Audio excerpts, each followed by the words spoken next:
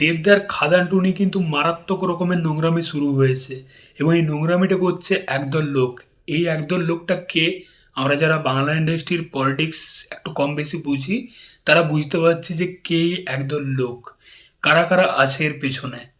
তো তারা চাইছে যে খাদান টু যেন কোনোদিনই না হয় এবং এই খাদান টু নিয়ে তারা যেরকম নোংরামি চালাচ্ছে একটা খারাপ ইম্প্যাক্ট ফেলছে দর্শকদের মধ্যে, কারণ তাদেরও ভয় আছে। তারা দেখছে এই খাদান টু যেহেতু একটা মাস কমার্শিয়াল অ্যাকশন সিনেমা, খাদান তো একটা এত বড় সাকসেস নিয়ে এসছে, যদি খাদান টু হয় সেটা আরও বড় মাউন্টের সিনেমা হবে এবং সেটা আরও মাস কমার্শিয়াল দর্শককে ফিরিয়ে আনবে। তাহলে তো আমাদের অবস্থা খারাপ, আমাদের ওই ফ্যামিলি প্যান প্যান ঘ্যান ঘ্যান সিনেমা তাহলে কে দেখবে? যদি এরকম বড় বড় বাজেটের আবার দেবজিৎ আবার সেই পুরনো যুগ যদি ফিরে আসে, তাদের এইটা হচ্ছে ভয়। তার জন্য তারা এইরকম নেগেটিভিটি ছড়াচ্ছে এবং পয়সা দিয়ে মিডিয়াকে নেগেটিভিটি ছড়ানো করাচ্ছে। তো দুদিন আগে যে চারদিকে আপডেটটা উঠে আসছিল খাদান টুতে, খাদানের যে প্রডিউসার সুরিন্দর ফিল্মস, দেব তো প্রডিউস করেছিল এবং সুরিন্দর ফিল্মসও জয়েন্ট ভেঞ্চার্স হয়েছিল আর কি। তো সুরিন্দর ফিল্মস নাকি খাদান টু থেকে বেরিয়ে গেছে, ব্যাক আউট করে গেছে। কারণ কি? কারণ খাদান তাদেরকে সাকসেস দেয়নি। সিনেমাটা অনেক বড় বাজেটের ছিল এবং সিনেমাটা সাকসেসফুল সিনেমা ছিল না। এইসব নেগেটিভিটি ছড়িয়েছে, বুঝতে পারছো? খাদান সিনেমাটা 21 কোটি টাকা নেট কালেকশন করেছিল, যে সিনেমাটার দর্শক ছিল না, একটা মাস কমার্শিয়াল সিনেমা। সেই সিনেমাটা বাংলা ইন্ডাস্ট্রিতে 21 কোটি টাকা নেট কালেকশন করা কিন্তু চারটিখানি ব্যাপার না, এবং গ্রস কালেকশন করেছিল 25 থেকে 26 কোটি টাকা। বুঝতে পারছো? একটা এত বড় সাকসেসফুল সিনেমা সেটা কিভাবে এরকম নেগেটিভিটি ছড়ায়, যে সিনেমাটা ভাই মানে বক্স অফিস করতে পারেনি, এরকম নেগেটিভিটি। এটা শুধুমাত্র দেবের পেছনে লাগা ছাড়া আর কিচ্ছু না। দেব যখন থেকে এই ফিল্ম ফেডারেশনের সদস্য পদ থেকে বেরিয়ে গেছে তখন থেকে দেবের পেছনে খোঁচা মারা শুরু হয়েছে। রিসেন্টলি দেবদার প্রজাপতি 2 মুক্তি পেয়েছে, সেটাতে নবীনের শো পেল না, নবীনের সিনেমা হলে শো পেল না। সেটা তো একটা পলিটিক্স আছে, সেটা তো বড় বড় মাথা আছে। যাই হোক, তো খাদান টু নিয়েও কিন্তু এরকম নোংরামি শুরু হয়েছে। দেবের ফিল্ম ফেডারেশনের রুলসগুলো পছন্দ হয়নি এবং পছন্দ না হওয়ার মতনই কিছু রুলস বানিয়েছিল তারা। তার মধ্যে একটা রুলস হচ্ছে 2 কোটি টাকা বেশি বাজেটের সিনেমা হতে হবে, তাহলেই প্রাইম টাইম শো পাবে। এবং দুর্গাপূজায় যেরকম বড় বড় প্রোডাকশনের সিনেমায় আসবে, নতুন প্রোডাকশন হাউস সিনেমা রিলিজ করতে পারবে না দুর্গাপূজায়, এরকম কিছু আলতু ফালতু রুলস। তো এইসব রুলস কিন্তু দেবের পছন্দ হয়নি, যার জন্য সে ফিল্ম ফেডারেশনের সদস্য পদ থেকে বেরিয়ে গেছে। এবং তখন থেকেই এই বাওয়ালটা, তখন থেকেই খোঁচা মারাটা শুরু হয়েছে।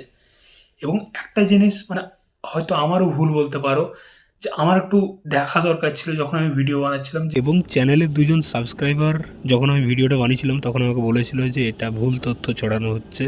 একজন শিল্পী বসাক এবং আরেকজন ছিল, তো তারা দুজনেই এটা কমেন্ট করেছিল। তো যদিও তখন আমি এটা বিশ্বাস করিনি। সুরিন্দর ফিল্মস, যার সাথে দেবদার এত ভালো সম্পর্ক, নিষ্পাল সিং এবং দেবের, তো কিভাবে সুরিন্দর ফিল্মস এই সিনেমাটার থেকে ব্যাক আউট করে যাবে? দেব যখন খাদান বানাচ্ছিল তখন কোনো প্রডিউসার, কোনো ফ্রিল্যান্সার কিন্তু এটাকে সাপোর্ট করেনি, কেউ এগিয়ে আসেনি। দেব প্রথমে এসবিএফ এর কাছে গিয়েছিল, কিন্তু এসবিএফ এটাকে সাপোর্ট করেনি, তারা হেল্প করেনি। তারা বলেছিল যে এত বড় বাজেটের কমার্শিয়াল অ্যাকশন সিনেমা এখন কে দেখবে, তারা রিজেক্ট করে দিয়েছিল। শেষ মুহূর্তে সুরিন্দর ফিল্মস আসে এবং দেবের হাতটা ধরে। তো সেই সুরিন্দর ফিল্মস দেব মিলে খাদান বানিয়েছিল এবং খাদান এত বড় সাকসেসফুল হয়েছে। তো তারপর সুরিন্দর ফিল্মস, যে প্রোডাকশন হাউস সেরকমভাবে কোনো হিট সুপারহিট সিনেমা পায়নি, খাদান তাদেরকে এত বড় একটা সুপারহিট সিনেমা দিল, এত বড় একটা পুশ দিল। তো কীভাবে সুরিন্দর ফিল্মস এই সিনেমাটাকে ছাড়বে, এই সিনেমাটার পার্ট হবে না? এই বিষয়টাও সত্যি একটু দেখার দরকার ছিল। যাই হোক, কিন্তু যেরকমভাবে চারদিকে নেগেটিভিটি ছড়িয়েছে, নেগেটিভিটি মানুষের মনকে কিন্তু একদম বিষিয়ে দেয়, সত্যি তাই। তো যেরকমভাবে টাকা দিয়ে এইসব নেগেটিভিটি ছড়ানো হচ্ছে বড় বড় পেজ থেকে, আনন্দবাজার পত্রিকা, আনন্দলোক, এইসব বড় বড় পেজ থেকে কিন্তু এইসব নেগেটিভিটি ছড়ানো হচ্ছে, বুঝতে পারছো? তো ভাই দেবের পেছনে কিন্তু প্রচুর বড় একটা পলিটিক্স চলছে। দেব আজকে এত বড় একজন সুপারস্টার মেগাস্টার বলেই কিন্তু টিকে আছে, না হলে কবে পাত্তা গুল হয়ে যেত। এই বনি জস, এই অঙ্কুশের মতো যদি হতো তাহলে কবে ভাই সাফ করে দিত। জিদ্দা ইজ জিদ্দা, জিদ্দা এইসব পলিটিক্সের মধ্যে নেই। জিদ্দা ভাই নিজের মতো করে সিনেমা বানায়, রিলিজ করে, ভাই ঘর ঢুকে যায়। এইসব পলিটিক্সের ধার ধারে না। কিন্তু দেবদা যেহেতু একটা পলিটিক্যাল পার্টির সাথে বিলং করে, তো দেবদার এইসব চুতিয়া মানুষের সাথে মিশতে হয়। কিছু করার নেই। তো যাই হোক, দেবদাও মানে ভুলটাকে সাপোর্ট করে না, এটা দেখে ভালো লাগে। তো ফিল্ম ফেডারেশন যেরকম রুলস বানিয়েছিল সেগুলোকে দেবদা সাপোর্ট করেনি বলেই আজকে এই খাদান টু নিয়ে নোংরামি শুরু হচ্ছে। এই নবীনত্বের শো পাচ্ছে না, এইসব মানে পেছনে লাগা শুরু হয়েছে। তো এটা একটা ভালো খবর যে খাদান টু ফাইনালি হচ্ছে এবং সুরিন্দর ফিল্মস দেবের সাথেই আছে, খাদান টু এর সাথেই আছে। তো আশা করি 2026-এও খাদান টু আসতে পারে, নাহলে 2027। তবে খাদান টু হচ্ছে, এটা একটা খুশির খবর।